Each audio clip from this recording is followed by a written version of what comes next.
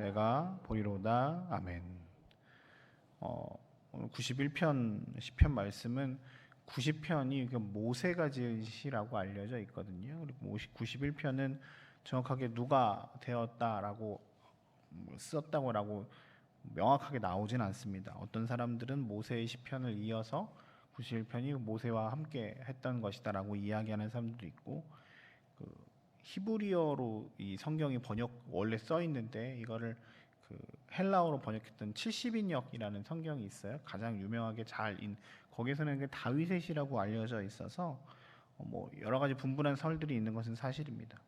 사실 누가 지었냐가 중요한 게 아니라 여기서 어떻게 고백하느냐가 더 중요한 말씀이잖아요. 오늘 1절, 2절을 보면 지존자의 은밀한 곳에 거주하며 전능자의 그늘 아래 사는 자들은 이렇게 고백한다라고 하면서 내 하나님은 나의 피난처시고 요새고 내가 의뢰하는 하나님입니다라고 고백하고 있습니다. 오늘 본문의 1절에 있는 지존자의 은밀한 곳에 거주하고 전능자의 그늘 아래 사는 자라고 했을 때 첫 느낌은 전능자, 은밀한 지존자와 전능자와 굉장히 친밀한 관계를 유지하고 있는 사람들이겠죠. 은밀한 곳에 들어갈 수 있는 사람들은 가족이거나 굉장히 친밀한 사람들만 은밀한 곳에 들어갈 수 있지 않겠습니까? 저희 목양실에 제 방에 노크 안 하고 막 들어올 수 있는 사람이 몇 안 되는데 그 중에 하나가 제 아들이죠.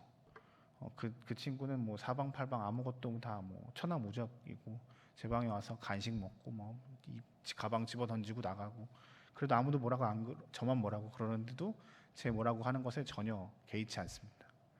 자기가 친하다고 생각하거든요, 저랑. 네. 그러니까 편하게 이렇게 하는 거죠. 지존자라고 하는 그분에게 은밀한 곳, 그 내밀한 곳까지 그냥 편하게 들어갈 수 있는 사람. 전능자의 그늘하면 통상 이렇게 그림을 그려보면 큰 나무 밑에 그늘, 가장 안쪽 깊숙한 곳, 좋은 곳, 편하게 쉴 수 있는 곳, 지존자나 전능자의 가장 친밀한 사람들은 이렇게 고백한다는 겁니다.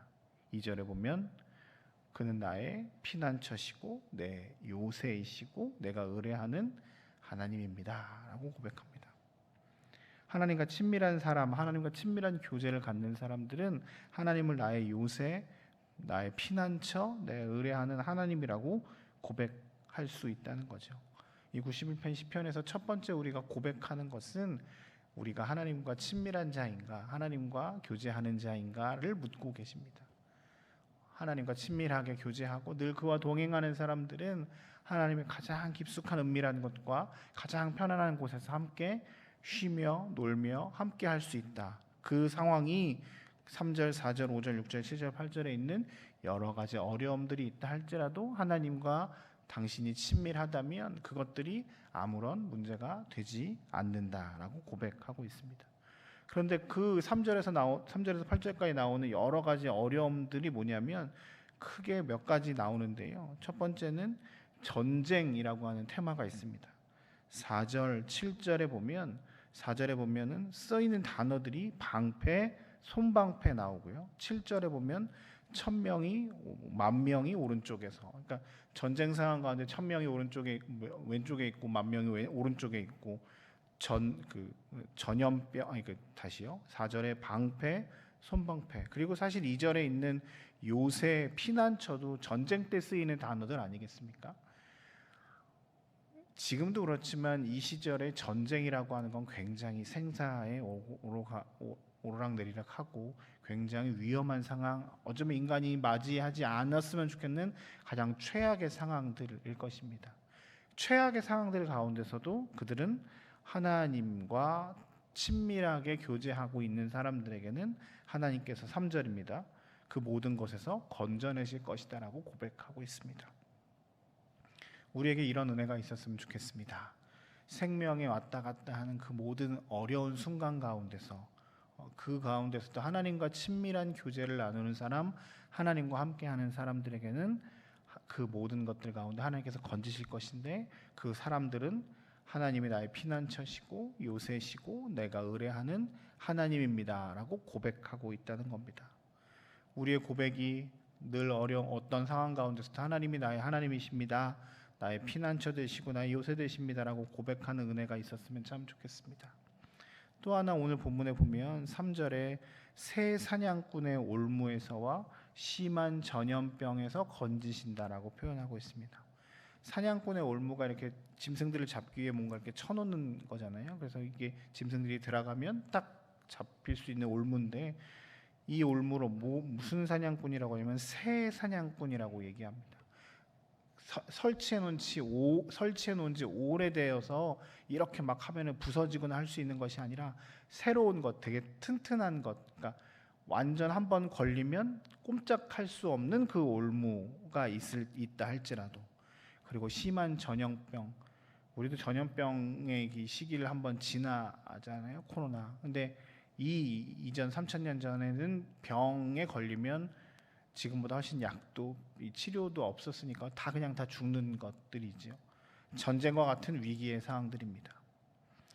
위기의 상황 가운데 하나님께서 도우시고 함께 하시는 분은 하나님과 친밀한 사람이라고 이야기하기에, 오늘 말씀에서 하나님과 친밀하길 원하실 뿐만 아니라 이런 어려움들이 있을지라도 하나님께서 우리와 함께 하심을 경험하며 이제 우리는 이렇게 고백을 하며 살라는 거지요. 2절에 나의 하나님, 나의 피난처, 나의 요새 되십니다 라고 고백한다는 겁니다.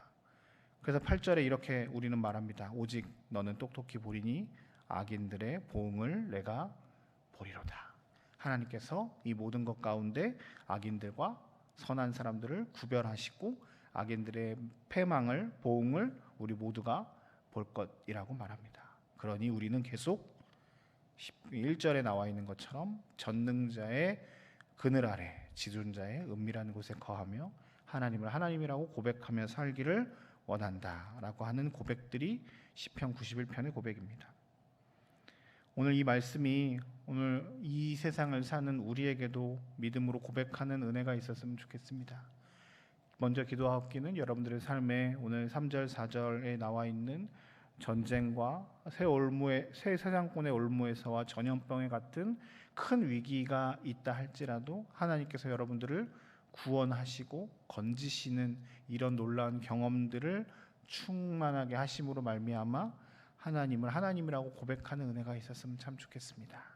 그리고 우리가 91장 1절의 말씀처럼 늘 하나님과 친밀함 안에, 하나님과 교제 안에서 주님의 은밀한 곳에 전능자의 그늘 아래 거하는 기쁨을 누림으로 한 주간 더 악한 것과 죄악된 것에서 벗어나서 하나님 편에 늘 서 있는, 그래서 천국의 기쁨을 늘 누리고 살아가시는 저와 여러분들의 삶이 되시길 주님의 이름으로 축복합니다. 우리 잠깐 함께 같이 기도했으면 좋겠습니다.